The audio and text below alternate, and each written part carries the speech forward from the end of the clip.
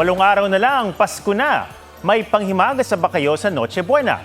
Tapok namin ngayong gabi ang mga cake na hindi lamang pang-alis umay, tila palamuti na rin sa handaan.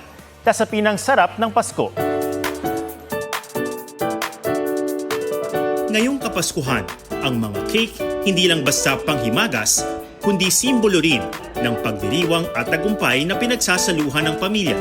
Ang mga disenyo ng cake artist na si Lorenzo, nakikisabay man sa bago, tinitiyak niyang classic pa rin ang lasa. Usually, yung mga nakikita niyong cake sa akin ngayon is more on a modern side po talaga. Pero flavor-wise, ang inspiration ko talaga is yung traditional chocolate and carrot walnut cake na ginagawa ng lola ko before. So every time na nagbe-bake talaga siya for us, it always reminds me of Christmas. Pinagtutuunan niya ng pansin ang texture at moisture ng bawat cake dahil dito raw nagsisimula ang kalidad. At mula sa paglagay ng icing hanggang sa huling brush at finishing touches, kalkulado.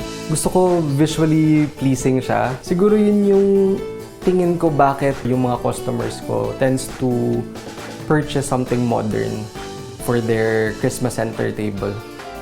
Para kay Lorenzo, ang pagluluto ay isang love language. Whenever na naiisip ko na yung mga cakes ko is nagiging part na ng tradition or ng celebration ng pamilyang Pilipino, it really makes me happy.